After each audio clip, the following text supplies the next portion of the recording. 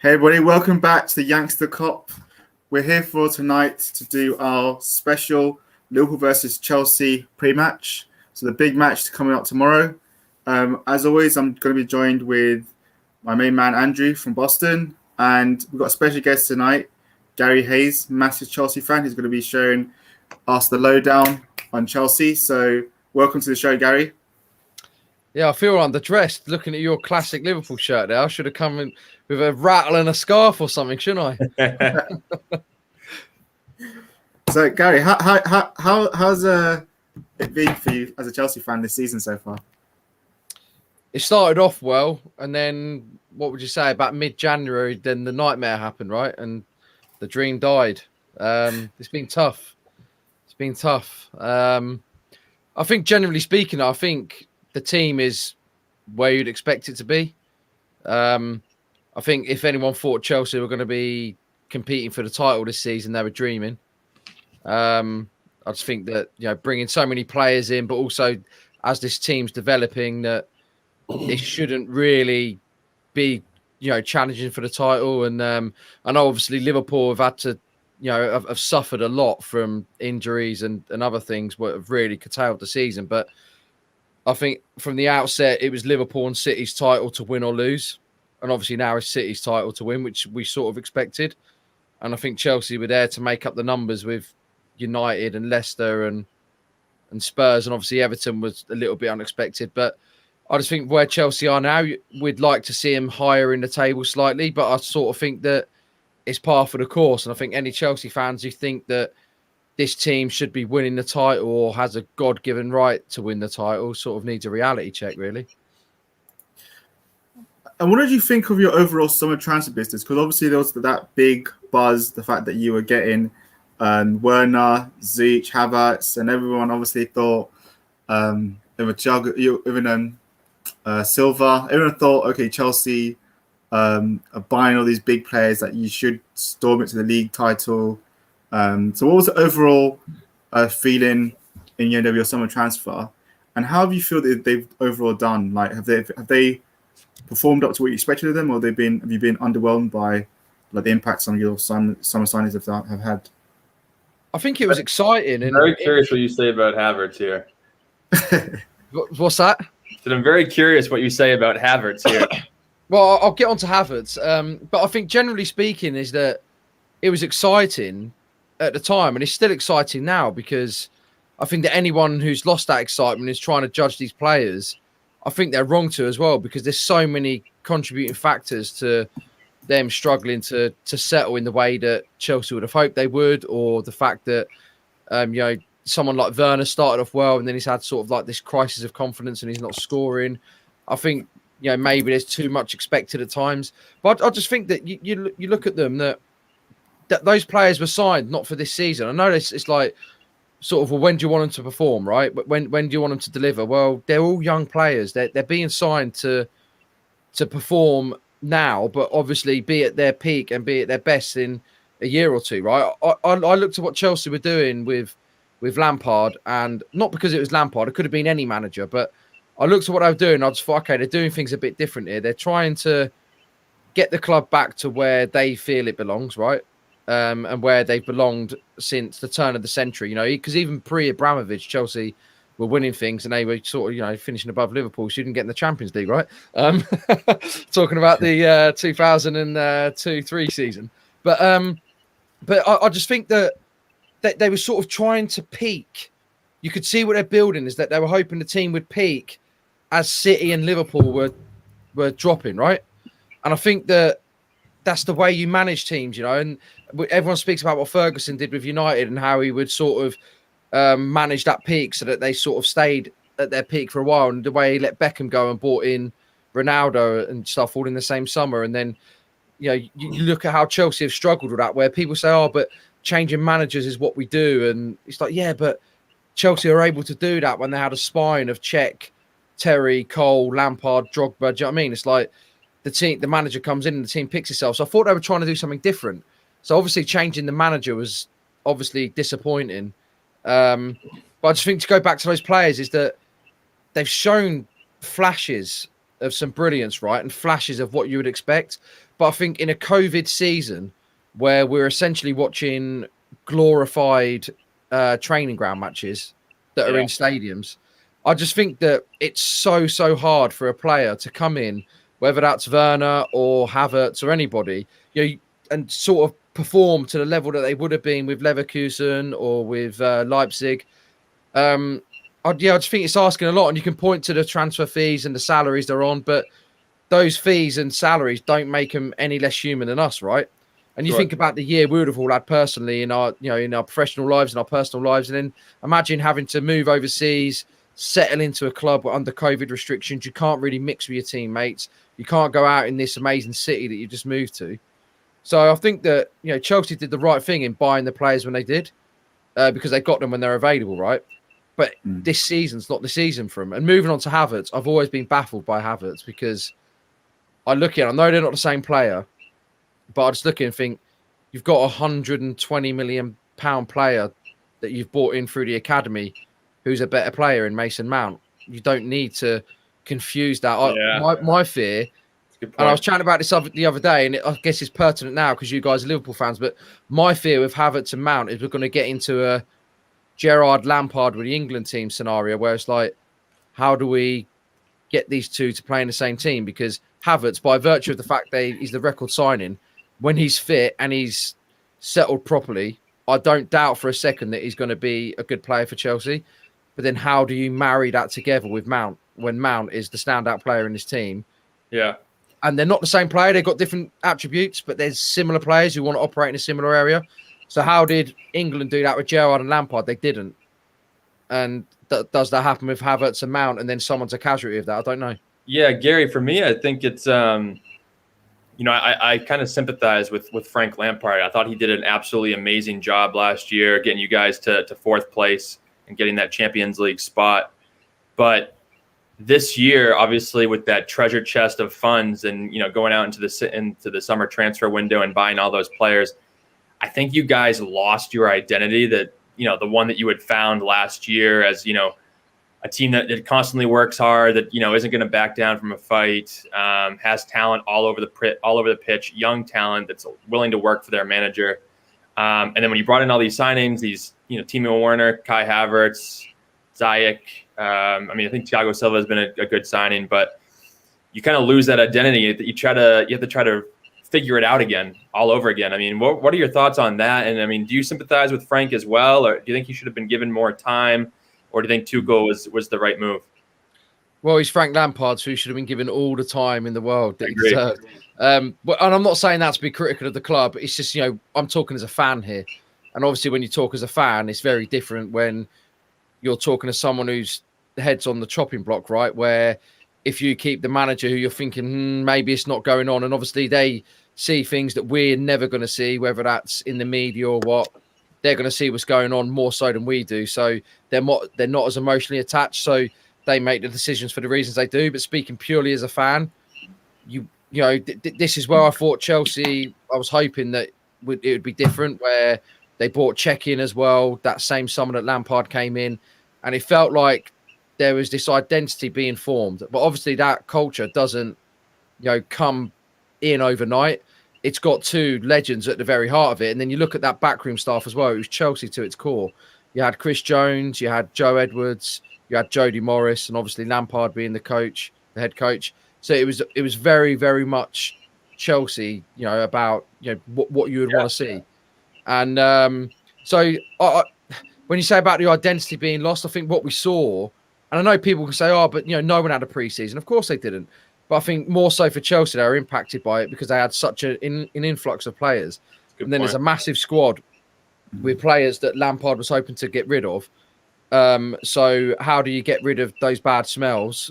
Because players are human, they're professional, they want to be playing football matches, right? Even if they think they're not good, or even if a manager says they're not good enough, they're going to think they're good enough, right? So there was all of that. But I just think what we were seeing with Chelsea was that this team was evolving in real time. A lot of the time, what you would see with a team like this is that it would happen behind closed doors in a 6-week window of pre-season, and then suddenly the season starts, and you're like, "Wow, this is what we're seeing." And that sort of happened in real time with Chelsea, where you had some incredible games, and then you had some really, really tough, drab performances where they were lucky to come away with a win. I just think to the first game of the season, beating Brighton the way they did, they were lucky to get away with that win. But then you see them later on in the season, and they go through the Champions League group and they concede 1 goal in the last game against Krasnodar. And up to that point, and people say, "Oh, it was a second string Sevilla." It doesn't matter; they still beat them 4-0. That was impressive. And then they play Leeds on the back of that. The great Bielsa Leeds play them off the park. And obviously they should be, because Leeds were a Championship team last season. But I just think that you saw good things and bad things, and then really for Lampard, the season unravelled in this bizarre 6-week window where they get the loss to Everton, and suddenly there becomes this, I don't know how to describe it, like a crisis of confidence. And then suddenly, within 6 weeks, that was it. And you don't know whether there was more to it and that, but I obviously there's people that are better informed than me that would be able to say otherwise. But I just think it's bizarre. And I think you look at Tuchel now, and I feel for him where he's getting judged on whether he can be Thomas Tuchel. And it's like, give the guy a break. He came in like a month ago. It's like, what do you expect from him? He's come in he's played like, what is it? 9 games Chelsea played under him. You're not going to see Thomas Tuchel's Chelsea and what we can say good or bad about it until October or November, when there's been a summer break, there's been a pre-season. He's had time to work with the players properly. He's maybe moved a few on and brought a couple in that are his players. You can't say either way whether he's a success at Chelsea or not until well into that term of him being manager. And I think that right now, you see the game against United at the weekend, it was boring, it was horrible. But that's not his fault. Gary, so going back to Lampard, I have quite a few Chelsea fans as friends, and a lot of them were adamant that Lampard went out because his tactics were poor, that his game management wasn't good enough, he bottled the big games, and that no one understood exactly what Chelsea's identity was towards his later few games. Do you, from your point of view, do you think that's a fair assessment that he just, at times, Lampard's tactics and substitutions baffled you? In a sense, like, what was he doing? No, it's not so much that. I do think that there's an element of him being outwitted by more experienced coaches, and that's to be expected. I don't think that's a criticism of Lampard. I think that is a reality. But then it's sort of like, I make this example. Again, it comes back to it because we're talking Chelsea, Liverpool here. But I think, again, it's a very pertinent example is that I remember when Klopp took over at Liverpool, and there were moments when I remember at Spurs, I think you were like 3-0 down at half time, and Lovren had bloody had one of his many nightmares. And do you know what I mean? And Harry Kane had run in ragged, and Klopp was on the sideline. We try to forget about that. We try to forget about that. And Klopp's on the sideline looking like, what is going on here? And he looked clueless, not because he was clueless, because obviously, that's Jurgen Klopp, and you called him clueless at your peril, right? But and I'm not saying that Lampard will go on to achieve anything like what Klopp has in his career, but I just looked at it and I thought, this team is something that has had no identity for so long because of managerial changes where Mourinho was in, then Hiddink oversaw the rest of that horrible 15-16 season, which was Klopp's first season at Liverpool. Then Conte comes in and plays a system that has been played in the Premier League for years with wing backs, blazes a trail to win the title, and then falls out of the board, and there's all this other stuff, and the football's a little bit disjointed again. Sarri comes in, tries to play this really tiresome, boring possession of let's just have the ball for the sake of having the ball, but do nothing with it, where it becomes Arsenal of the last 10 years or whatever. And then suddenly a new guy comes in with new ideas, and everyone's thinking, we've got to implant our identity now. We've got to have this team that's this, and it's got to represent that. And it's like, whoa, hold your horses. Build it, right? Because Klopp had, he finished 7th in his first season, did he? And then 7th again. Then it was 5th. And that's not to say there wasn't an identity, but you could see it forming, but it wasn't quite there, right? And I believe Liverpool would have won things without Virgil van Dijk and Alisson, because I think with Klopp, he would have found that way, and obviously there was an Achilles heel with certain positions, right? But I think that what Klopp was doing as a coach and the value he brings is that he would have won things. Maybe they wouldn't have done it to the way they have, but I think they would have been an exceptional team as they have been under him, right? And I just think with Lampard is that he was 18 months into it. And I think to say that, we didn't have a firm identity, I'm like, okay, you're judging the guy where 9 months into the job, we go on lockdown. He can't train with the players for the best part of 2 months. Then we have this rushed season on Project Restart. Then we rush the season back in when, you're asking like players that were key players last season, like Pulisic and Aspi, to suddenly, hey, you went off injured in the FA Cup final. Now you need to come back on September the 12th. And Pulisic has really suffered from that. Where I think you talk about the identity of Chelsea. I think what Chelsea were they were a team last season that would counter teams very effectively. And the best player at doing that was Pulisic. You see what he did against Man City in the home game when we won the title for Liverpool, right? Just to say. But I think when you see an incredible talent like that, and I'm not just saying it because I'm chatting to an American, I absolutely love him. And I think him and Mason Mount, when on form, are Chelsea's two best players. And I just think when you've lost that, it's difficult. I'm not saying that Lampard shouldn't be held to account and there's not faults in what he was doing. But I think there's been a lot gone on where you're just looking. I feel like in a COVID season as well, I don't think any manager should be getting criticised. Do you know what I mean? It's like, I don't think any manager should be losing their job. And I just think when you're 18 months into your contract and you're trying to build something, there's things that are going to go wrong. And I think there's things that Lampard did that were wrong. But then if someone says to me that Lampard was getting outwitted by Pep Guardiola, I'd be like, right, that's like saying, a rookie boxer got knocked out by Mike Tyson. What do you expect?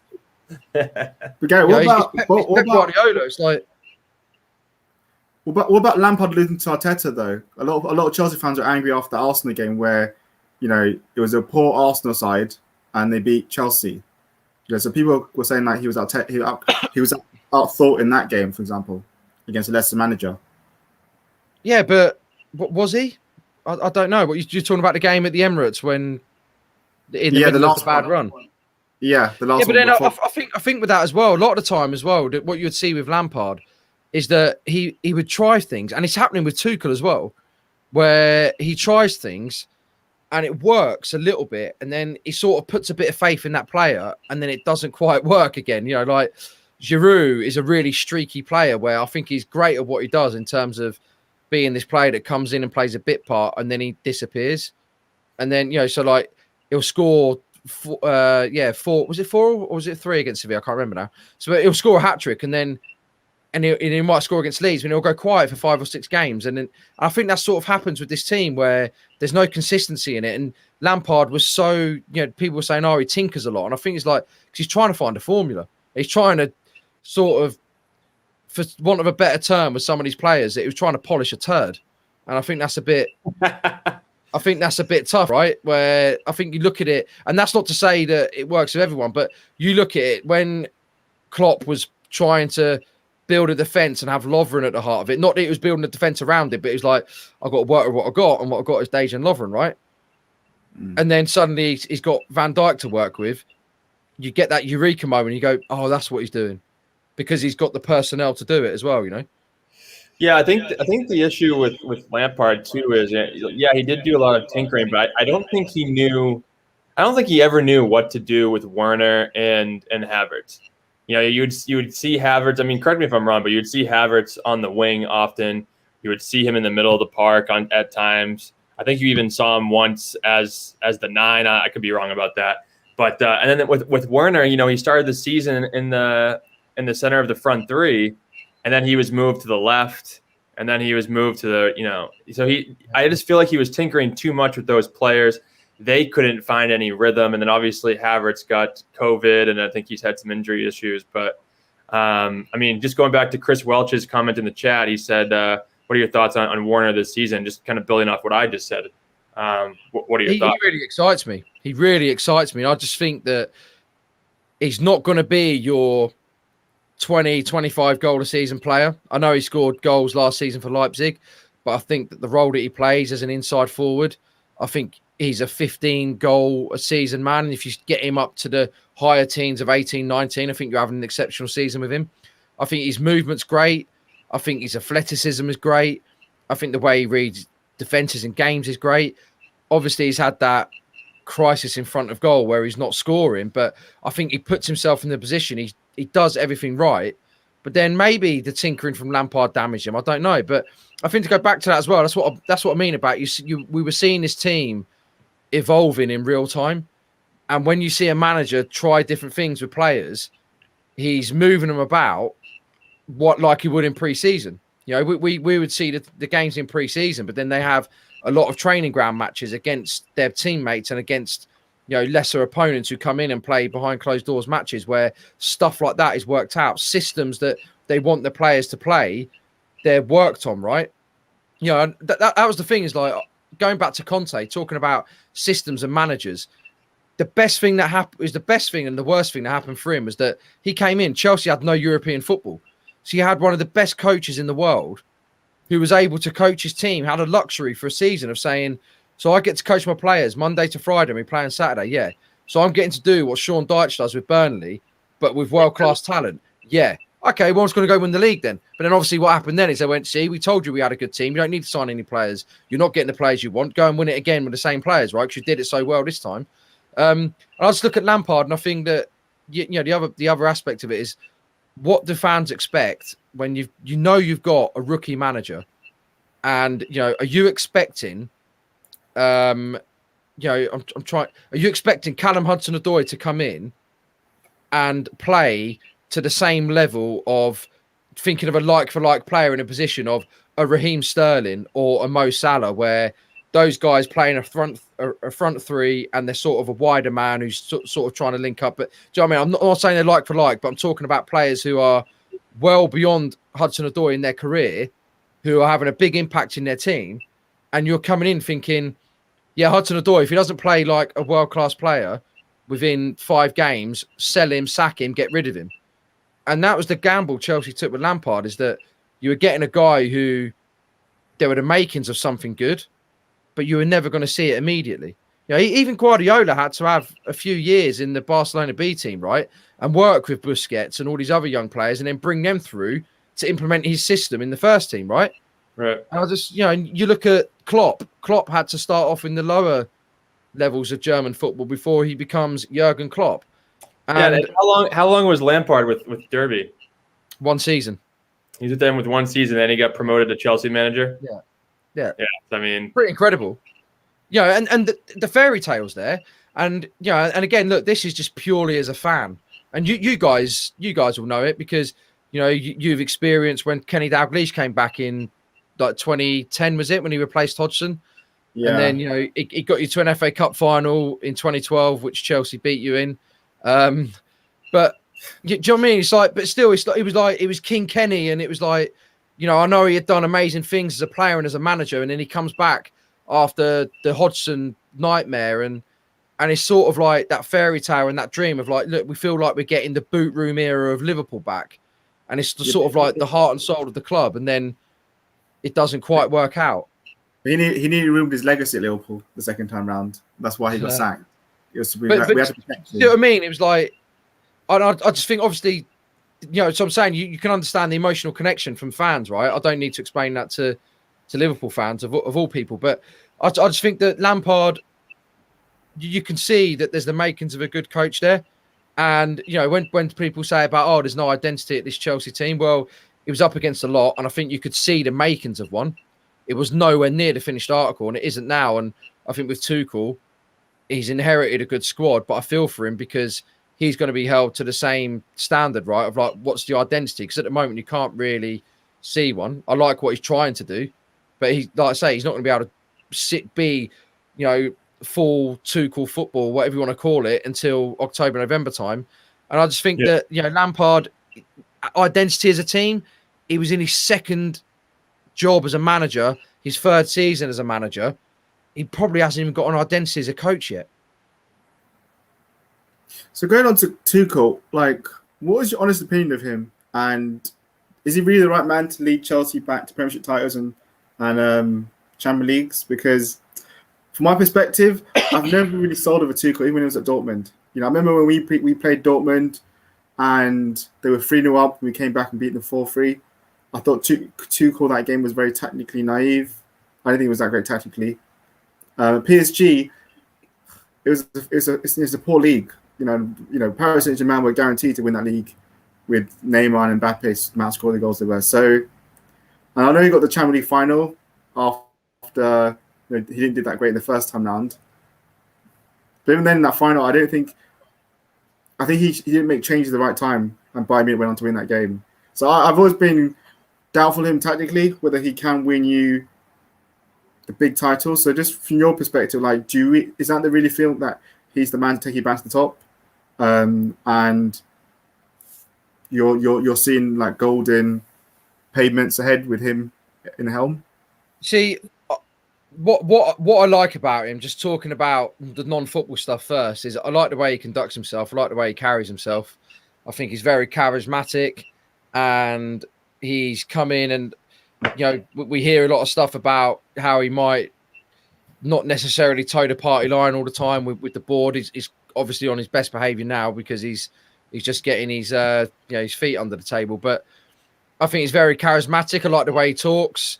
I like the way he explains decisions that he makes. Not to say that I always agree with the decisions that he makes. Where my concern is with him is what his plan is beyond this season. I think this season for most people is just a write-off because it's just not really football. It's like, I didn't watch it tonight because I caught a little bit of it, and I was like, I used to watch every game, and now I'm just like watching Palace United tonight, and I was like, I'm going to watch a film. It's like, and see what I mean? It's so difficult because there's no. There doesn't feel like there's any drama. There doesn't feel like there's any edge to games at the moment, and that's probably mental tiredness from the players because they're just sort of like being rolled out like circus acts to keep us entertained while we're all locked down and stuff. But then I just think about the season as a whole and how flat it feels that so Tuchel now I'm not so much worried, but I'm just looking at it now thinking though, when he gets time and he sits down, does he change this wing back system he's playing, this 3-4-3 or 3-4-2-1 as some people called it? Because then what I'm worried about is what it means for someone like Reece James, because if he's going to play Hudson-Odoi as the right wing back, who's done well in that position, don't get me wrong, where does that leave like this supremely talented youngster like Reece James? And this has always been the issue at Chelsea, where Kevin De Bruyne left, right? And I was writing for Bleacher Report at the time, and I was doing a lot of CNN, and people like to call me out on it. And I get these tweets come up every now and then. Well, oh, right, someone found this article again. And I've never deleted it because I'm like, I stand by it. When Chelsea sold De Bruyne to Wolfsburg, it was good business. Not because De Bruyne was a bad player. It's that Chelsea were getting an inflated transfer fee for a player who was not getting in the team. And then because he wasn't getting the team, didn't want to be there. So it's like, well, sort of move him on and make the money you can. And obviously what they did with that money, Chelsea, is they used that money to buy Cesc Fabregas, because in the January they sold Mata and De Bruyne, and they signed Costa and Fabregas for that money. And then a year later, they won the league of it. So it was good business at the time, right? But what it lacked was foresight. And that foresight was De Bruyne is going to become one of the best players in the world in his position, or probably the best player. So don't you want to sort of build the system around the players you've got? But Mourinho wanted to build the system around what he wanted. And, the team needed to play through Hazard rather than through De Bruyne, right? So to bring that up to date with Tuchel now, looking, I'm like, are Chelsea about to lose someone like Reece James because the new manager, who might be there for 18 months or 2 years, wants to have Hudson-Odoi and another player in his right wing-back role? How does he make these younger players who aren't the big profiles, but how does he make them happy and integrate them? Because if he's welded to this 3-4-3 system, that means there's some really talented players that are going to get sidelined. And how do you go about bringing them back into the fold? So is it a case of system over players or players over system? You know what I mean? It's like, so that's what worries me. And I think I'm worried about Mason Mount because he is Chelsea's best player, that I don't know how anyone can criticise him, but he gets this weird criticism, and he's clearly Chelsea's best player. And you look in, you think, I'm just worried when Havertz comes back, because in this system, I don't see those two playing together. Where Lampard did it one game, and I think it was one game. I forget who it was against, but he played, and I thought that would be the team. He played a 4-3-3, and he had Havertz and Mount either side of Kante, and I was like, that's how I saw those two working. That's that midfield, right?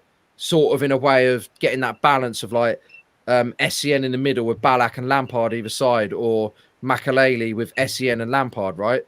And I just thought that's it, because then it allows Havertz to sort of go at times, Mount to go at times, but then they're in positions where they can really impact games. When you look at Havertz when he was at Leverkusen, not that I can sit here and say that I watched every minute of every game, but when I've seen enough of him and I've seen the best of him at Leverkusen, he seemed to do a lot coming from not a deep role, but he would pick the ball up sort of on the in between the final third and the halfway line and sort of really affects play by getting the ball forward and then getting back in, getting into the box and causing damage. So I thought that would work. Obviously I could be talking complete, tosh, but I thought that would be the best way of putting Mount and Havertz in the same team. So now I look and I think like you're playing Jorginho and Kovacic. Are you serious, man? I'm like, Kovacic is like the most pointless footballer. He gets the ball, he runs with it, and looks good when he runs with it. I'm like, what do you do with it? You don't shoot, you don't score, you don't assist. Oh, but he assists the assist. No, he doesn't. Yeah, I just look at that team now and I feel like, whoa, what's going on? And I just think that for Chelsea to have a double pivot, which has become the buzzword now, I'm like, Chelsea haven't got the players to have a double pivot. A lot of Chelsea supporters were preaching Kovacic as a player of the season last year. Yeah, he got it. I don't know how he got it. I don't know how he got player of the season. I was like, maybe they're seeing something that I'm not. I don't know, but I just look at it and think, look, Real Madrid let him go for a reason. If you're Real Madrid and you've got a really talented player on your hands, you don't let him go, and you don't let him go for 40 million either.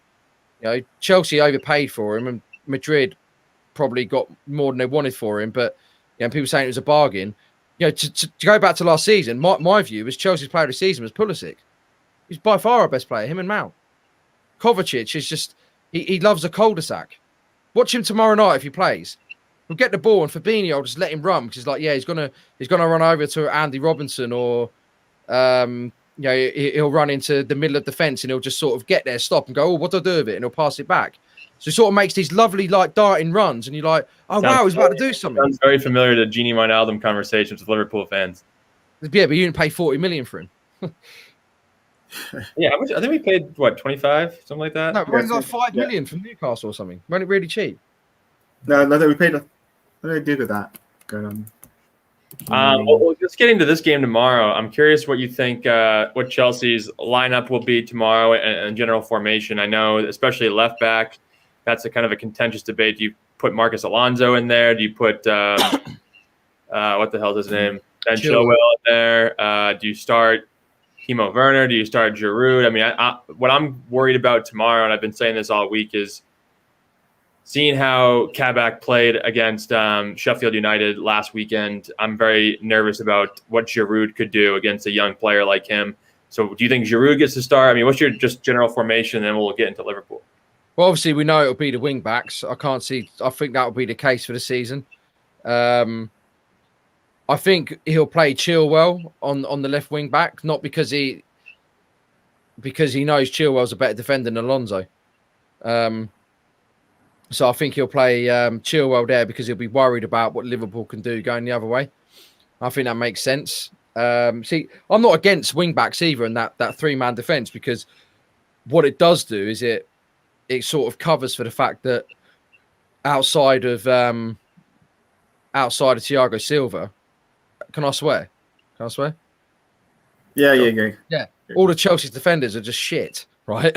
So I think having three men at the back, it sort of hides that shitness. I should be more eloquent in my language, right? But it's sort of just that way of expressing it, which feels like this emotional release. It's really cathartic. But I just think Chelsea have got no good defenders. I think Zuma's outside of Thiago Silva like the best one, but I don't think that three-man suits him. But it sort of allows Rudiger to cover up his shit because Christensen's sort of there, and it allows Christensen to cover up his shit because there's two other guys there and they're not getting exposed as much. But then, so I think Chilwell will play because he's he's better defensively. And then I think with Hudson-Odoi coming off, I think, Reece James will play at wing back.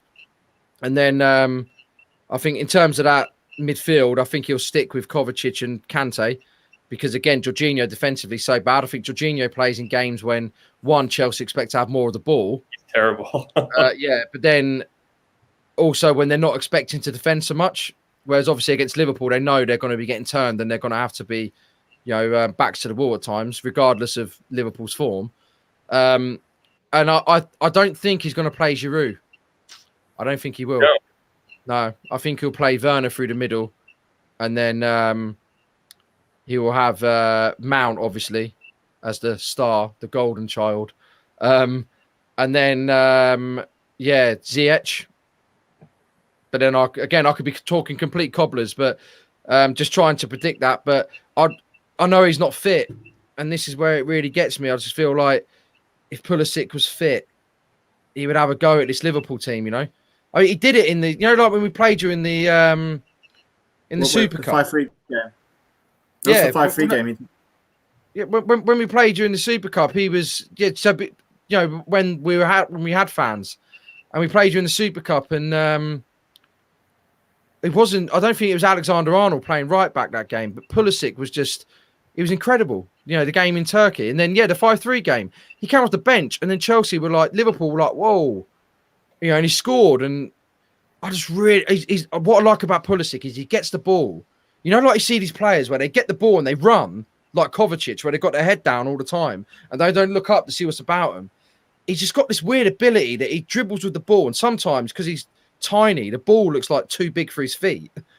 But he's got this weird ability to dribble where he looks like he's got his head down, but he hasn't because he's so aware of what's around him and he's so agile. And, he's almost like, I'm not comparing him to Hazard, but he's Hazard light. Do you know what I mean? Whereas Hazard, Hazard had this big, beautiful arse that allowed him to really power past players, right? He had those glutes. And, like even the goal he scored at Anfield in the League Cup where he's sort of bye-bye Jordan Henderson and he powers it in. He had, and I'm not saying Pulisic is explosive as that, but Moreno, man, that was not Jordan Henderson. No, but Jordan Henderson was in there. You watch when he skips past Jordan Henderson, and I just see Pulisic, and again, I'm not trying to say that Pulisic is Hazard, who's going to be any good as good as Hazard, but he's still got that ability to do that, right? Where he likes getting one-on-one with players and exposing them. Even going back to that City game when he showed enough of the ball to Mendy. That Mendy committed and he just skipped past him through, and he goes and scores. So I just feel like if Pulisic was fit, he'd be amazing in this game tomorrow night to really get at your defence that is obviously lacking confidence and, sort of just putting the shits up him a bit, Okay. Oh, I was just going to say earlier, like, Ronaldo cost us 25 million when we bought him. It was, maybe his Newcastle would have paid 5 for him then. Yeah. Oh, yeah, so just out of curiosity, so Chelsea going to this game on the back of winning like 4 out of the last 7 in the Premiership. But obviously the last 2 games they haven't had the best results. What was the general feeling of Chelsea fans going into this game against Liverpool? And also, like, going what Chris Welch is saying here, he's saying that how this is a massive game for both teams in terms of the top 4 race. So what's the feeling of Chelsea fans going to this game? I'm probably the worst person to ask because I've stayed off social media recently just because I've been so busy working. But I can give you my personal opinion is I like Chelsea playing Liverpool, but I don't like Chelsea playing Liverpool when they're wobbling a bit because it's always got this because I don't like losing to Liverpool, right? So there's always potential to get embarrassed. And I think that you guys winning last weekend as well sort of was a make-right game for you. And then it's sort of like Chelsea coming along at the right time, haven't won in the last 2 league games. I know that we did really well against Madrid, and sort of won a game that was, deserved. I think maybe it's a good time to play Chelsea and a bad time to play Liverpool.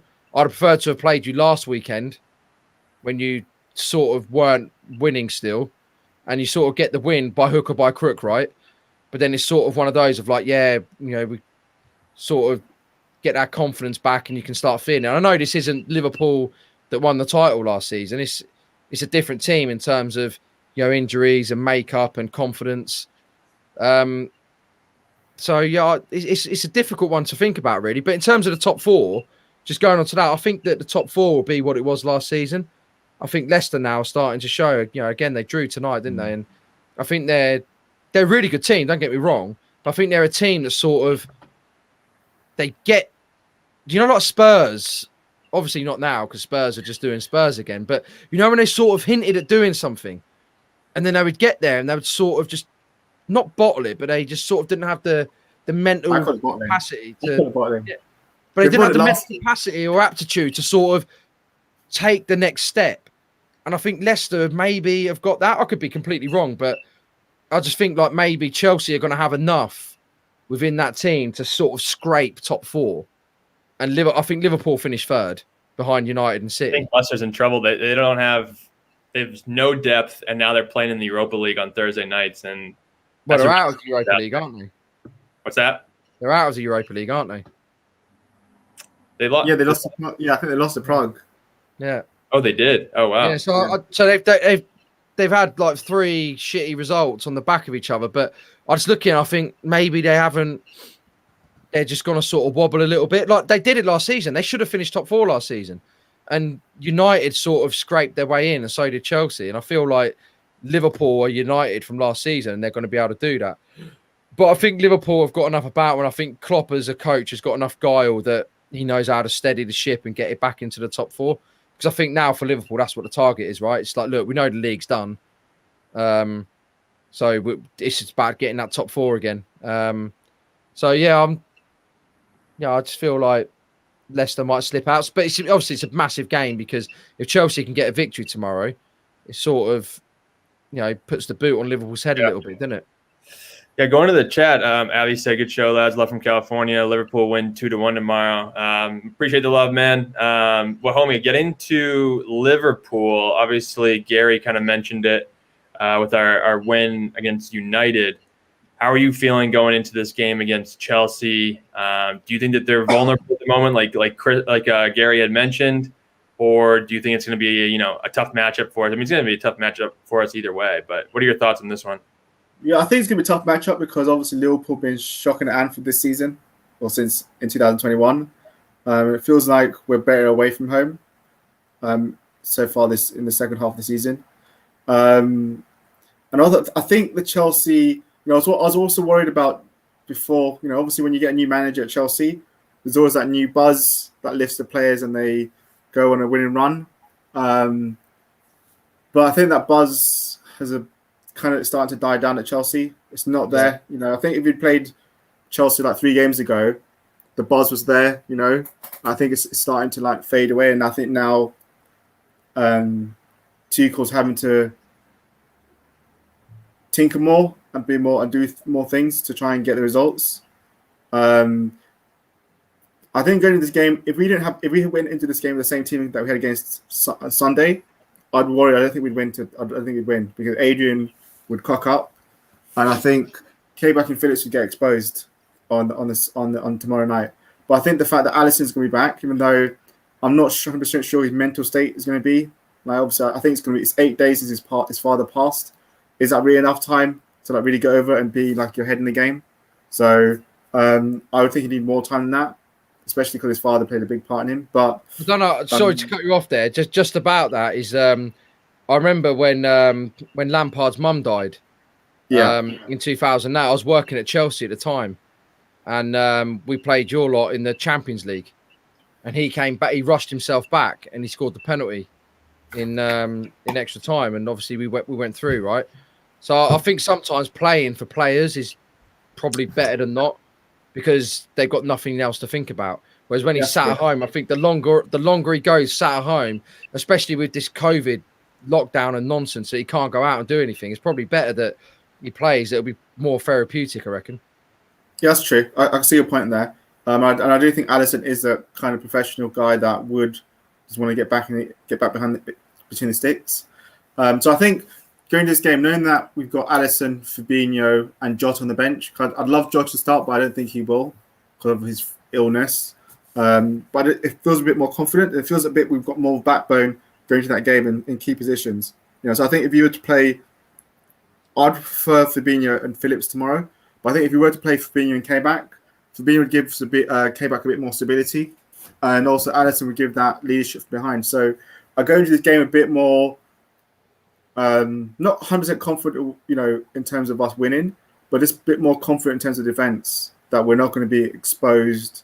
Because I think Fabinho has proven himself against Aubameyang, Lewandowski, all this stuff, and man marked them out of games. So I think that if he was to play Giroud or Werner, he could handle himself against them. Although I do think, obviously, still, if we play K-back tomorrow, he will get targeted because he's the weak link. So I would be conscious of either Giroud or Werner against K-back if he plays tomorrow. But yeah, I go a bit more confident. I think it's going to be one of those cagey matches. I don't think either team's playing that amazingly, and I think it's going to be one of those games, where it's won by one goal or maybe a 2-1 scrape. So hopefully that Liverpool come out on top tomorrow. Yeah, I think the appendix rumor has been officially squashed from Twitter, Chris Welch. So that's good news. But who's the someone he won't name? Who's that? I think it was Wahomey.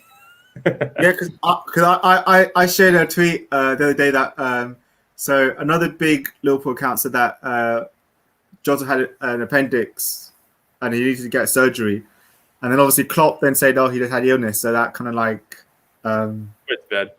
And he was training today, So are you guys just thinking of team selection tomorrow? And given the fact that it was a year ago to the day today that Chelsea dumped Liverpool out in spectacular fashion in the FA Cup this time last year, are you not? Yeah. FA Cup, Liverpool didn't care about FA Cup. So So what I wanted to ask is, are you worried that Billy Gilmore might play tomorrow? Because he had your midfield. He had your midfield in his pocket last year, didn't he? But you have to remember, they're not going to take advantage of him. Yeah, and you got to remember as well that we beat you the last 5 games. We won the last 5 Premiership games against Chelsea home and away. So let's not actually. Wow, that's pretty incredible. That is pretty incredible. Lampard yelled at Klopp. You got to remember that. Yeah, Lampard yelled at Klopp. Yeah, we beat you last 5 games. Game, wasn't it? You know what? I didn't realise that, because it's funny, because for so long we used to. I know there was some good battles, but we used to really turn you over. I remember when we played you in the when we used to play you all the time in the Champions League, but in 04-05, obviously, sorry, 05-06, in 04-05 you had the ghost goal, right? And then obviously that leads to Istanbul. And then Everton had got into the Champions League, remember, because they finished top 4. But UEFA had to let you in because you had won it. But then you weren't seeded against the English teams, so you could get the English teams. And we ended up getting you in the groups. And we drew both games 0-0, 0-0 at Anfield, 0-0 at Stamford Bridge. But I remember we played you at Anfield. It must have been like October. We played you at Anfield in the Champions League midweek, and it was a drab, boring Mourinho Benitez game, and we drew 0-0. But then 3 days later, we played you at Anfield in the league, and we stuffed you 4-0. And it was just mad. It was just weird. But I remember, there were times when you would obviously get a couple of wins, but we had the better of you. So that was completely lost on me. I probably sort of knew it was there, but I sort of just wanted to shield it that we'd lost the last 5 league games to you. Well, I think but we won the FA Cup game, which is important. I think you guys used to dominate us before they, instituted FPP or FFP. Yeah, I think that's what it was. So going for the last fixtures, we won their 2-0 earlier this season. The last year we won at Anfield 5-3. We obviously lost in the FA Cup to you 2-0, but in the league we beat you 2-1 away. The Super Cup was a 2-2. We beat you in the league 2-0 at Anfield. Then the away game in 2018 was a 1-1. Then I think you beat us in the League Cup again, the 2-1 when Hazard scored. Yeah. And then the last time you beat us was Sarri season, wasn't it? Yeah, the last time you beat us was the 1-0 on the 6th of May 2018, where you beat us 1-0 at Stamford Bridge. And then the year before that was both draws, home and away. See, and this is the thing, like when you talk about those results, which sort of like frustrates me as well as a Chelsea fan, is that Chelsea's, when people talk about Lampard's form against the top 6, Chelsea's form generally against rivals in the last 4 or 5 years has been really, really shaky because there's been no stability. It was only really, because even when we won the league with Conte, I remember being at Stamford Bridge because I was, covering the team at the time, and Jordan Henderson scored like the only good goal he's ever going to score, which is that long range effort. I think it was 2-1 or 2-0. And that was, I think it was a Friday night game as well, weren't it? Yeah, it was Friday night, yeah. Yeah. The Friday night, yeah. Yeah, and but then that was sort of the beginning, because then we went and lost to Arsenal when Ozil actually looked good, right? And then sort of Conte changed it in that game, and that was when it sort of went. But what I mean is, like, you see the instability at Chelsea that is sort of it's like self-inflicted, and that's what frustrates me. Whereas, I know people talk about, but in the modern game, managers don't have time, and it's like, I think the clubs that are wise enough to give managers time are the ones who see the reward. Look at Liverpool now. I know obviously City and Guardiola, but I think that's, you see that stability that really helps, and it really builds something. And I think you see Chelsea being shaky against their rivals in terms of it's up and down. It's up and down. There's no consistency there. It's just not, it's not something to be happy with, really.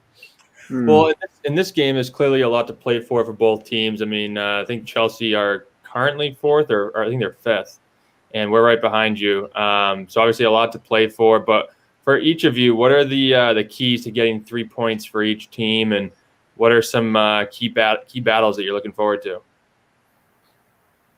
I think for me, the key for Liverpool is a fast approach tomorrow, fast start, and just get at Chelsea. Because I've noticed under Tuchel that Chelsea have had like 60% of possession in most games, but they obviously seem to like to dominate possession. So I think it's just to get at Chelsea. I don't think, yes, our defense is that great, but I don't think Chelsea defense is that great. And I think I'm not 100% convinced you're a goalkeeper either. So I think like we need to get at Chelsea, take some shots, and actually get at Chelsea, and actually dominate the midfield. I think the game's will be won the midfield battle. And I think for Liverpool, I just hope that our strikers are prolific, that we do make chances. They're prolific, because that's been an Achilles heel. Ideally, like I said, if Jota had been fit, I would have thrown Jota straight in, because I think he's offers something that other strikers don't. But I think for Liverpool, it's just a fast start. Like, don't come into this game trying to feel into the game. Come in the game straight out of the blocks and take the game to Chelsea. Otherwise, if we allow Chelsea to start getting comfortable, getting possession of the ball, then it's going to be like a long night. I like Mendy. I think Mendy's a good keeper. I think Chelsea done well to get him. I think they need long term. I think they need to go and get a truly world class keeper again. I think they were spoiled when they had Czech, to a lesser degree Courtois, and he's trying to fill that void. But I think Mendy's good. I don't think he's as suspect as Kepa, obviously, but I don't think he's a suspect you're suggesting there. But I think he's a good keeper. But I think for Chelsea, what they need to do is, and this is where I sort of understand what Tuchel's done, is that he's come in and what he's tried to do is he's tried to make Chelsea hard to beat, right? He knew he was coming in where there was this shaky run of form for 6 weeks, and he's come in and gone, we need to stop the rot, and he's been clever. So it's sort of like what Lampard did earlier on in the season when we went on that run of like 17 games unbeaten. I think we had like 10 clean sheets out of 8 games as well, which is why it was a disappointment that it went the way it did. And I think that's what Tuchel's done, is like that started off with for us. We bought Mendy and he made his Premier League debut against Man United and we drew 0-0, right? And we sort of built from there, where it was a little bit boring, but it was sort of like, let's get it right at the back and build from there. I think that Chelsea is still in that mode with Tuchel, because obviously he's trying to get different ideas across as well. I think the key to it for Chelsea is that whoever that front three is, they need to be on it and they need to be dynamic and they need to go into it knowing that this Liverpool rearguard isn't the rearguard that won the title. And this is what sometimes annoys me about players, not Chelsea players, but players generally, is that you're going up against someone who is playing out of position or they're inexperienced. It's like, just go on them, sit on their shoulder, make them uncomfortable, make them make a mistake. You know, make them give you the game rather than you having to go and win it. And I think if Chelsea can be streetwise like about that, then I think they can do a lot. Because I think attacking-wise, Chelsea have got a lot going for them. But defensively, I know they've kept the clean sheets and only one player other than Rudiger has scored against Chelsea since Tuchel came in. But I think Chelsea haven't really played a good attack. And obviously Liverpool have got a good attack. So it'll be really interesting to see. Well, let's get to the combined 11 between the two We'll get teams. that, Andy. What's your lineup for tomorrow? What's that? What's your lineup for tomorrow? We didn't say our lineup. Do that. He's bottled it, that's what. He thinks he Spurs over here. Lineup tomorrow. I think Allison's in net. I think Trent and Robertson are the backs. I think he's going to go with Fabinho as a center back role, and I hope that he uses Phillips. I think Phillips has been playing better than Kabak has, but I'm not sure who he's going to go with back there. I think it's Wijnaldum, Thiago, and Jones in the midfield, and I think it's the normal front three. I don't think there's much change. Yeah, I agree with that, although I'm disappointed. You know, to be honest, for me, I would have actually played the lineup differently. I was hoping that after Klopp said that, you know, I think he was asked whether are we going to see Fabinho back in midfield, and he said that it'd be good to get Fabinho back in midfield. But obviously tomorrow night I wouldn't do it. But I was hoping that that Naby would play, but I don't think he will.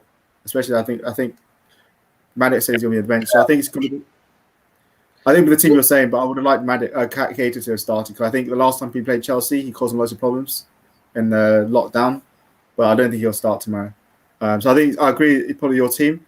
I would go Phillips over K-back as well. I'm not convinced of K-back at all anymore. So what do you guys think of Jones? I think Jones is outstanding. I don't think he's getting credit. Because we also hear a lot about Foden. I don't think he's getting the credit that he should do, Jones. I think you can't put him on a level with Foden. No, I'm not putting him on the level of. I don't think the level of Foden. I think Foden's better. I think Foden's further ahead in development than Jones. You know, Foden's played more games than Jones, and there's a further ahead development. But I think Jones isn't getting the people aren't talking about Jones outside of Liverpool as much as they should do in terms of when they talk about best youngsters in the Premiership. They always talk about Saka, Foden. They talk about Greenwood, but they don't mention Jones. I think Jones has been outstanding. Maybe that's a good thing, though, because he's able to develop without that spotlight on him. Yeah, that's true. How old's Mason Mount? 22, I think. 21, 22. How old's Foden? 20? 21? Okay. Yeah, I think Mason Mount. I think Foden is. Yeah, I think he's actually 19 still, isn't he? Is he? Yeah. But I think he's he's one of the best young players in the league. I think he's up there with Foden. I think. Okay, Foden's 21 in May. Yeah. Okay, so I think Jones is right behind them. I mean, he's still 19 or 20, so I think he's right behind them. But I think those two guys are just the trailblazers right now for that class. But yeah, Mount's 22, just turned 22. Yeah, and Jones is. This is really entertaining, like podcast, isn't it? Man looks something up on Google. Jones is 20, so he's sort of just he's a year behind Foden, 2 years behind behind Mount. I think he's a good player. I just thought it'd be interesting to see what you guys thought, really, because it's one of those things as well where I just feel like with young players, people sort of they want them to achieve something, they lack patience with them, where they sort of feel like, yeah, but he's not Mo Salah. I'm not saying they're the same player, but it's like, oh, he's not doing what Salah does, or he's not doing what Thiago does. Like, come on, man, he's 20 years old. He's learning his trade still. Like, I just thought it'd be interesting. It's sort the same with Tammy Abraham. People are like, he's not doing what Drogba did. Yeah, but Drogba didn't do it immediately either. Like, come on. Yeah, Drogba's prime was like 32. Yeah, he was, because when Drogba first signed for Chelsea, I don't know if you remember, his first 2 seasons, he scored 15 goals in each season. And then at the end of the second season, the rumour was that because he couldn't settle in London, he wanted to go back to Marseille. And I remember at the start of the first season, he scored against Arsenal where he fumbled the ball in. And he started arguing with the fans when he was celebrating because they'd been giving him some abuse, like saying he was like not performing and stuff. So he sort of had this love-hate relationship with Chelsea fans at the start. And then he obviously became Drogba. I think what happened, what really spurred him on was that we gave you lot 50 million for Torres, and he was like, well, I'm Drogba, I'm going to prove a point here, and he did. Yeah. So we normally do with most big teams when they come on the channel, we do like a combined best 11 based on form of the season only. So it's not based on reputation; it's based on the form this season. Right. So we're going to do the one with you as well. I was going to say you should have allowed me to prep for this, but I know the answer already.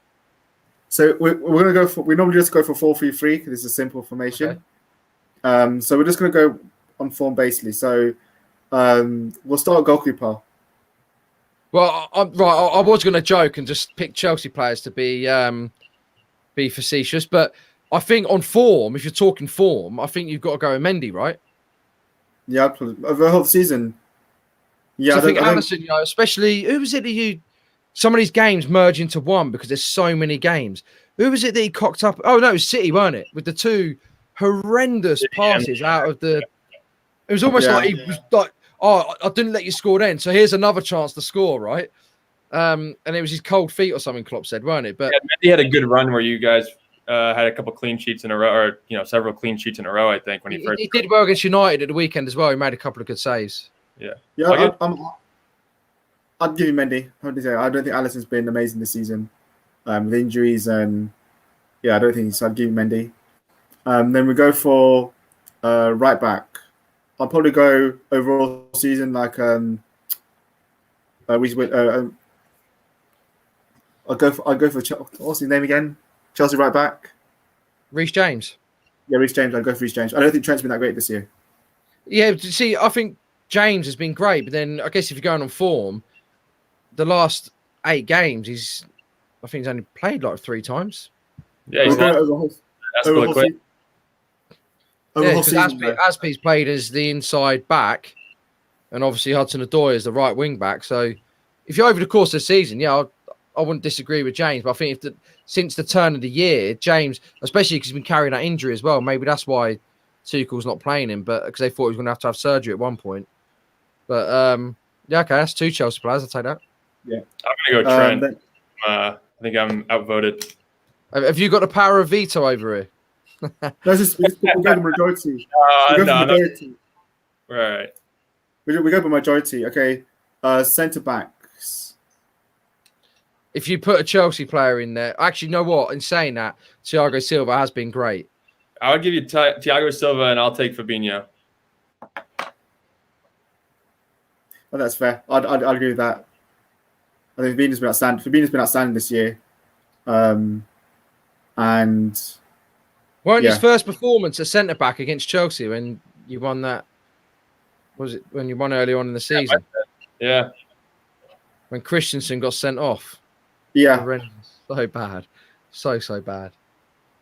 So I think we'll go Fabinho, Thiago Silva. Left back, has to be Anderson Robertson. Yeah. We're not going to be picking Marcus Alonso there. I think Chilwell's having a season where he's settling in. So. Okay. Midfield. He's doing 3, right? Yeah, 3 midfielders. I think what you should do here is that 3. You should have Mason Mount as an 8. Agree. Mount's in my team, definitely. I think for me, I would have.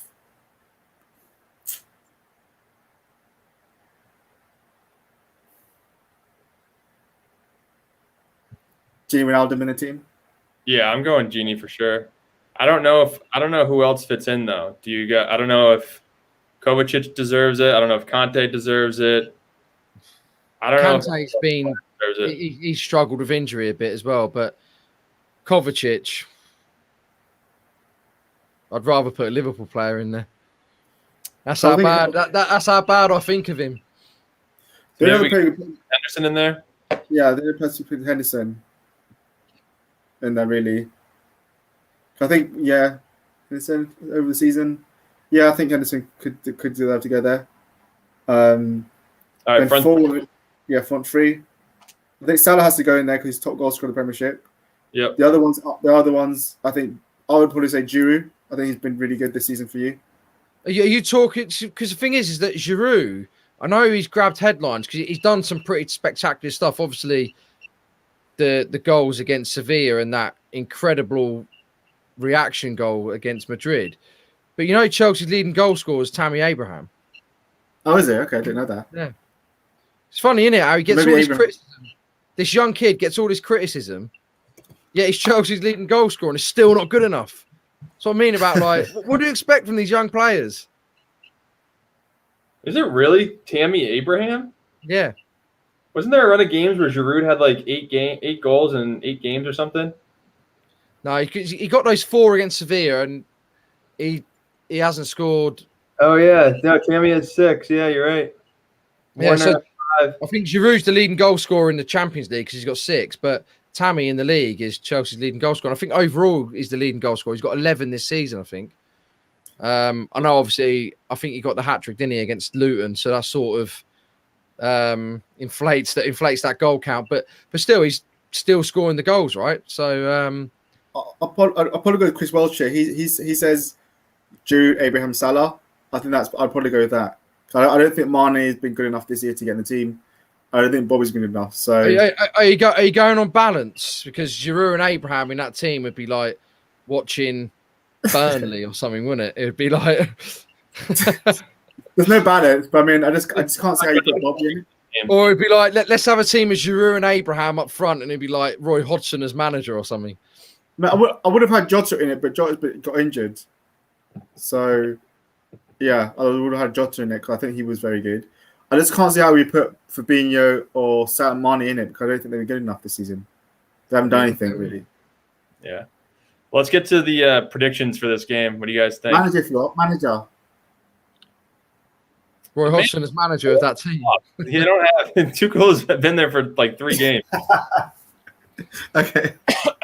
Top 4, he should get manager of the year. So I guess what you're doing with that system then, if we got Giroud and Abraham up front, is that you're doing a 4-3-1-2 with Salah sort of playing in the hole behind them two in the free role. Because I'd love to see Giroud or Abraham running the channels like Mane would, or Firmino would, or Werner, or Pulisic, or Ziyech. That'd be entertaining. None of them have been consistent though. Yeah. All right, what do you guys think is going to be the score in this one? I'll let Gary go first. See, this is the thing that I'm worse at. You've heard some of my opinions tonight that are obviously not going to be the most popular with Chelsea fans anyway. But I'm just crap at predictions, which I never gamble. I'm going to go for... See, Tuchel's Chelsea are pretty tight. They don't give much away. But I feel like a bit of heavy metal football could change that. Which could mean this Tuchel's Chelsea open up. I can't predict we're going to lose against Liverpool. I just can't do it, even if my mind tells me we're going to. So I'm going to go for 3-2 to Chelsea. Good score. I'm going to go 3-1 Liverpool. I think Mason Mount gets a goal, but I think every single one of the members of the front 3 gets a goal for Liverpool.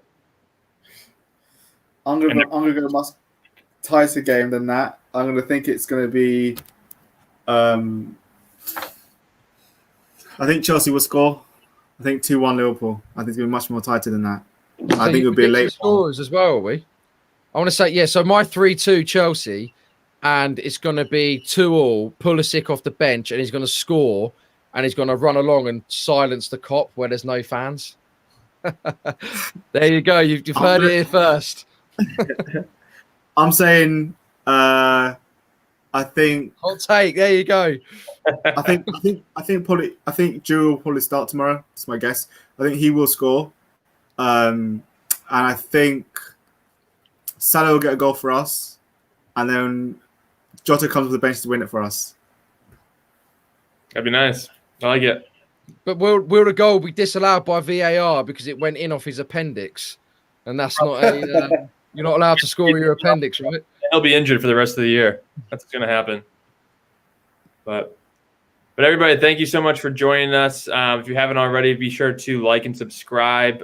Gary, thanks so much for joining us as well. This was an absolute pleasure, and hopefully the results go Liverpool's way tomorrow. But hopefully it's a good game.